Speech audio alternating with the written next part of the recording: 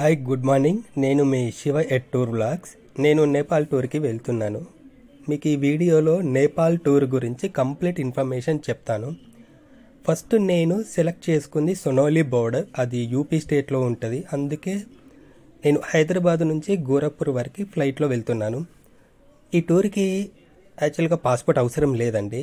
Any government ID cards like Aadhaar, driving licence ఏదైనా పర్లేదండి. అవి యూజ్ చేసి మనము నేపాల్కి వెళ్ళొచ్చు. అంటే ఫ్లైట్లో కూడా జర్నీ చేయొచ్చండి. బస్సులో, ఫ్లైట్లో ఎలాగైనా జర్నీ చేయొచ్చు. పాస్పోర్ట్ అనేది మ్యాండేటరీ కాదండి. ఇది చాలా మందికి ఉండే డౌట్. అండ్ ఈ వీడియోలో మీకు కంప్లీట్గా నేపాల్ టూర్ గురించి ఇన్ఫర్మేషన్ ఇస్తాను. అండ్ బడ్జెట్ కూడా కంప్లీట్గా ఇన్ఫర్మేషన్ ఇస్తాను. ఈ వీడియో చూసాక మీకు నచ్చితే సబ్స్క్రైబ్ కూడా చేయండి. కొంచెం నన్ను ఎంకరేజ్ చేసినట్టు ఉంటుంది. తర్వాత ఫర్దర్గా చాలా మంచి మంచి వీడియోస్ చేయడానికి కూడా ట్రై చేస్తాను.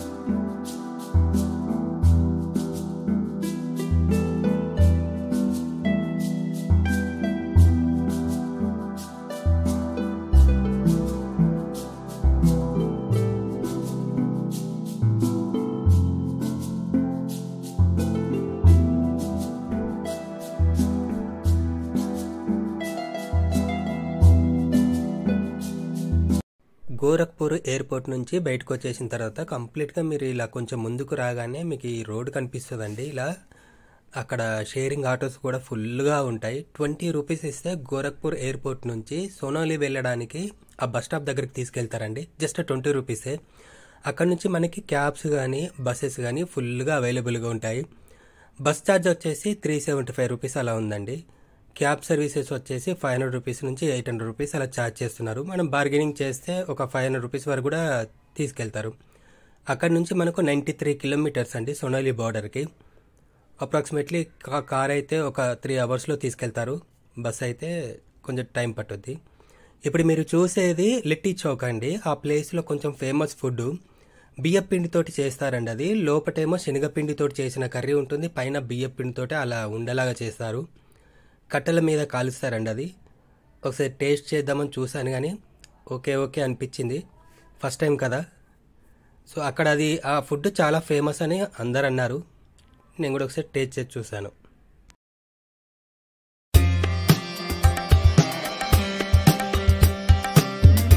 ఇప్పుడు నేను క్యాబ్లో సోనౌలి బార్డర్కి వెళ్తున్నాను. సో నాకు ఛార్జ్ వచ్చేసి 300 రూపీస్, 300 రూపాయలు పడిందండి. అది షేరింగ్ క్యాబు.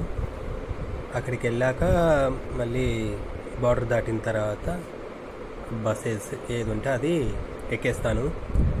ఫస్ట్ నేను వెళ్ళేది లుంబిని నుంచి స్టార్ట్ చేస్తానండి నా నేపాల్ టూర్ అనేది. ఈ కనిపించేదే ఇండియా బార్డర్ సోనౌలి, దాని తర్వాత వచ్చేదే నేపాల్. సో ఈరోజు చూడండి ఎలా రష్ ఉందో.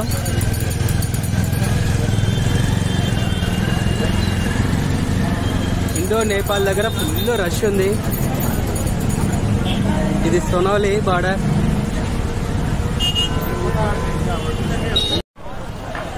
నా వెనుక కనిపించేదే నేపాల్ బార్డర్.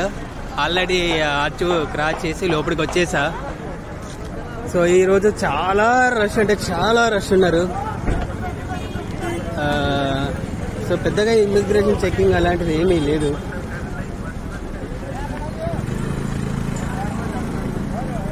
సో ఇప్పుడు మనం ఇక్కడి నుంచి డైరెక్ట్ లుంబినికి వెళ్దాం.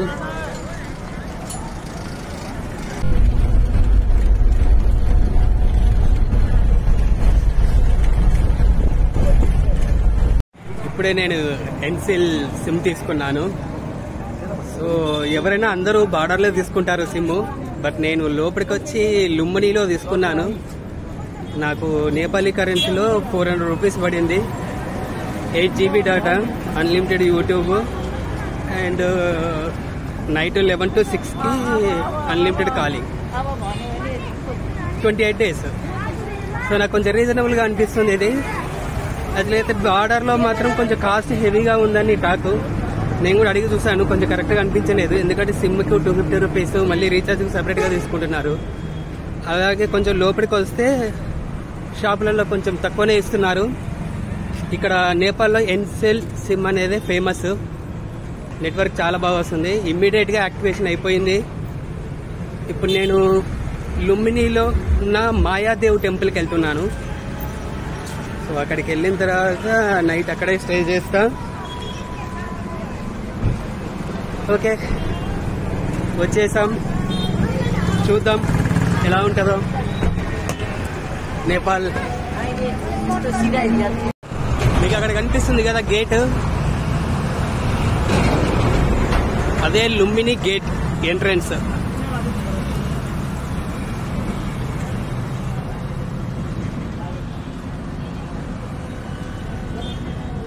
సో అది క్రాస్ అయితే కంప్లీట్ గా లుంబిని ఏరియా వచ్చేస్తుంది. ముందుకెళ్ళి వెహికల్ ఏదైనా ఎక్కేద్దాం.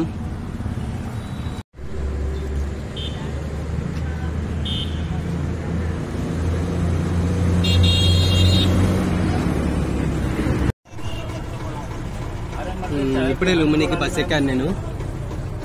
సో లుంబినిలో మేజర్ ఏంటంటే మనకి ఇక్కడ 500 రూపీస్ కూడా తీసుకుంటున్నారు. ఇండియన్ కరెన్సీ 500 రూపీస్ కూడా తీసుకుంటున్నారు.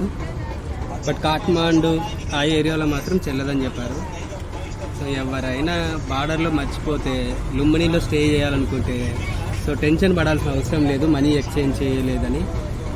ఇండియన్ రూపీస్ తోటే నేను సిమ్ కార్డ్ తీసుకున్నాను ఎన్సీలో. సో మన ఇండియన్ కరెన్సీలో 250 రూపీస్ పడింది. నేపాల్ కరెన్సీలో 400 రూపీస్ తీసుకున్నారు. ఇదే ఇప్పుడు నువ్వు లుంబినికి వెళ్ళే బస్సు. ఇంకా స్టార్ట్ అవ్వలేదు, ఫుల్ అవ్వాలి. బుద్ధా చౌక్ నుంచి లుంబినికి అప్రాక్సిమేట్లీ ఒక 30 కిలోమీటర్స్ ఉంది.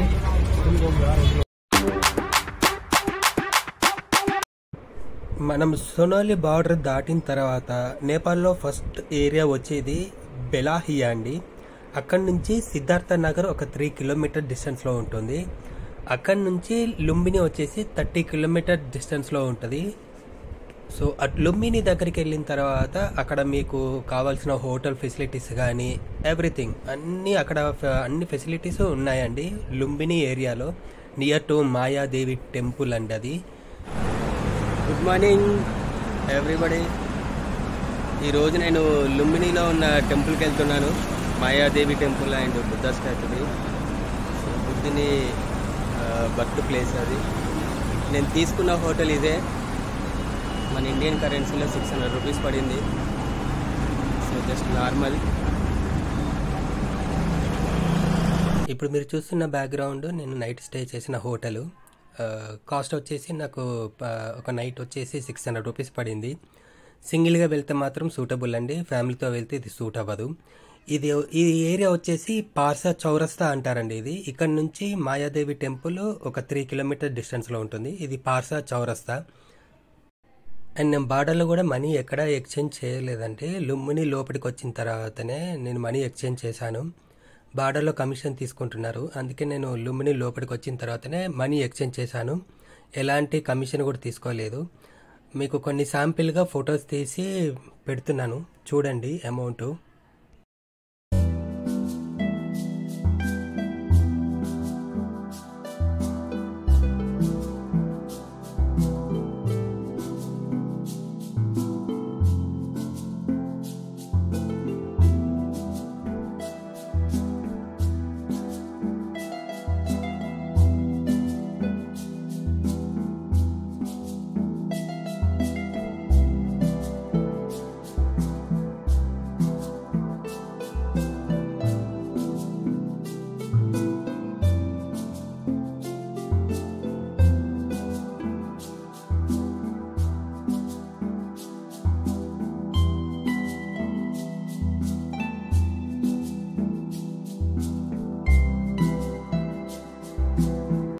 లుంబినిలో మాయాదేవి టెంపుల్ ఒకటే కాదండి, మీకు ఈ బ్రౌచర్లో కనిపిస్తున్న టెంపుల్స్ అన్నీ ఉంటాయి. ఆల్మోస్ట్ 20 టెంపుల్స్ ఉంటాయి.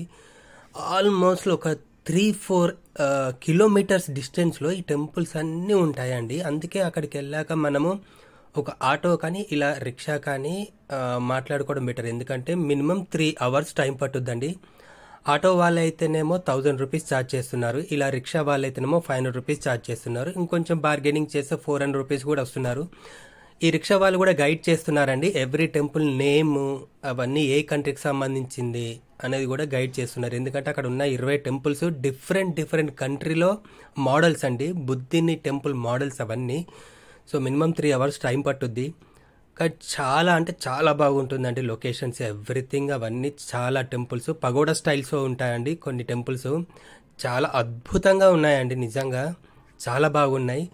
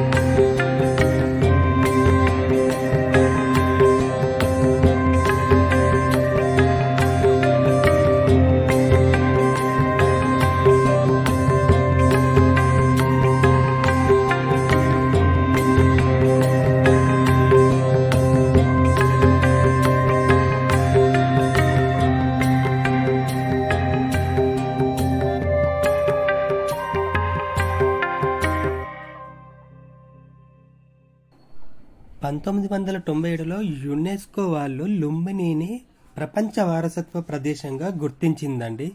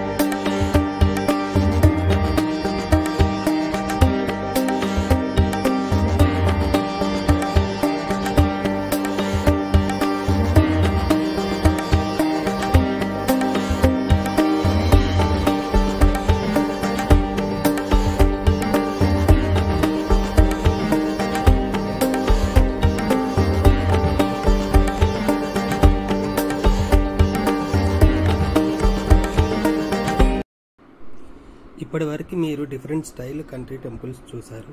ఇప్పుడు మహామాయ దేవి టెంపుల్కి వెళ్తున్నాము. బుద్ధుడి గురించి ఒక చిన్న షార్ట్ స్టోరీ చెప్తాను.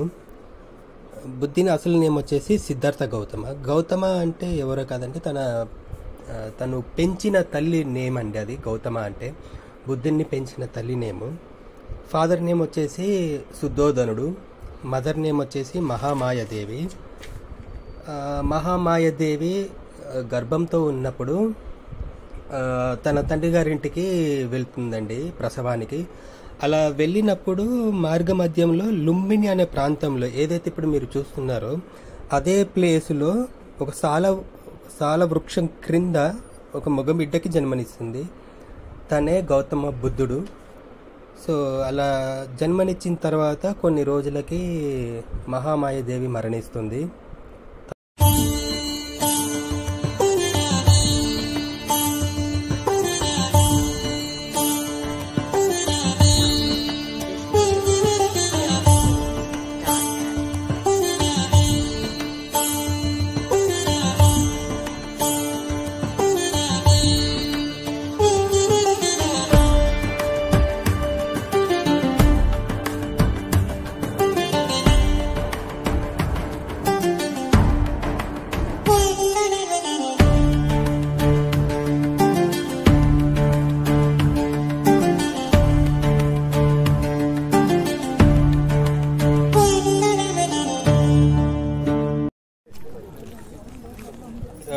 ఇండియన్ రూపీస్లో ఇది 50 రూపీస్ టికెట్ అండి, నేపాలీ కరెన్సీలో 80 రూపీస్. ఇప్పుడు ఈ టికెట్ తీసుకొని ఇదే ఎంట్రీ. ఇప్పటివరకు చూసిన ప్రతి టెంపుల్లో ఎంట్రీ టికెట్ ఏం లేదండి, అన్నీ ఫ్రీగానే ఎంట్రీ ఉంది. ఒక మాయాదేవి టెంపుల్లో మాత్రమే ఎంట్రీ టికెట్ కంపల్సరీ తీసుకోవాల్సిందే. అక్కడ చెకింగ్ ఉంటుంది. ఈ ఒక్క టెంపుల్ మాత్రమే ఎంట్రీ టికెట్ ఉంటుంది.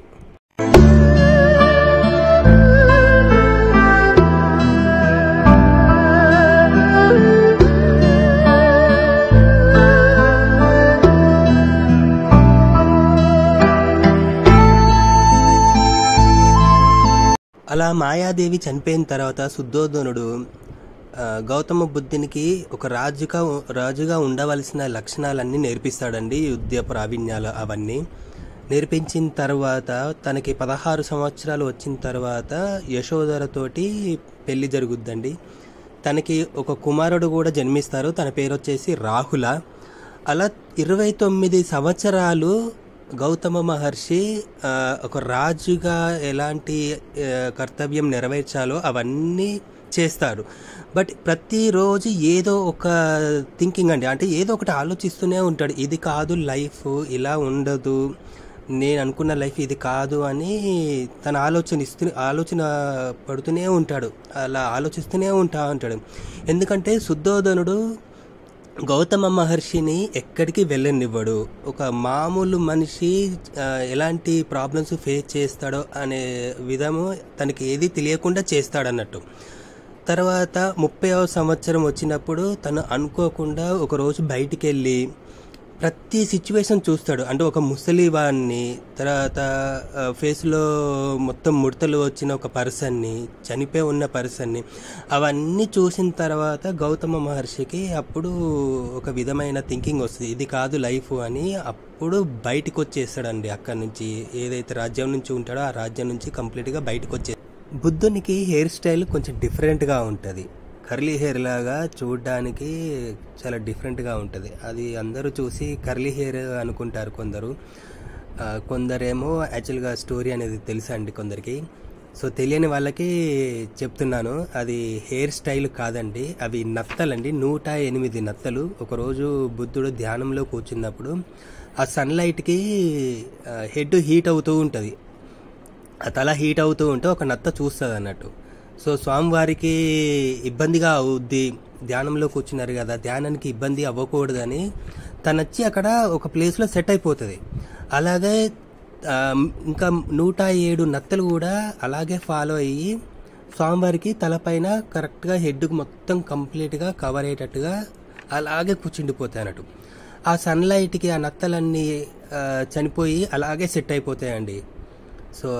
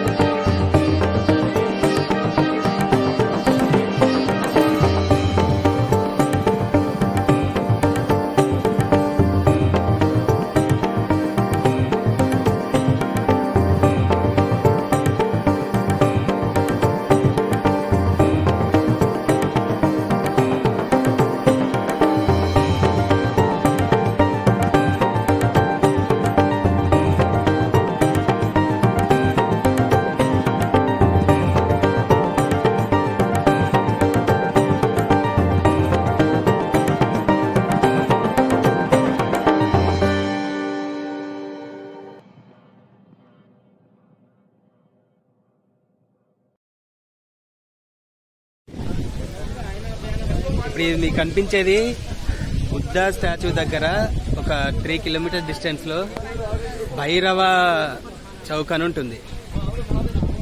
సో ఇది నియర్లీ బస్ స్టాండ్ అంటారు దీన్ని. ఇక్కడ నుంచి పోఖ్రా బస్సెస్ అలా కొన్ని బస్సెస్ అవైలబుల్ గా ఉంటాయి.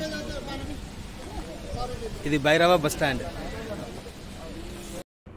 ఇప్పుడు నేను లుంబిని నుంచి పోఖ్రాకి వెళ్తున్నానండి. లుంబినిలో కంప్లీట్ అయిపోయింది నా టూర్ వచ్చేసి. సో ఈ బస్సులోనే నేను పోఖ్రాకి వెళ్తున్నాను బై రోడ్. బస్ కాస్ట్ వచ్చేసి నేపాలీ కరెన్సీలో 1000 రూపీస్ పడింది. నా నెక్స్ట్ వీడియో వచ్చేసి పోఖ్రా అండి. పోఖ్రాలో ఏమేమి ప్లేసెస్ చూడాలి, ఎంత కాస్ట్ పడుద్ది, అక్కడ హోటల్ ఎక్కడ స్టే చేయాలి, ఏ ప్లేస్లో స్టే చేస్తే బాగుంటుంది అనేది నా నెక్స్ట్ వీడియోలో చూడాలండి.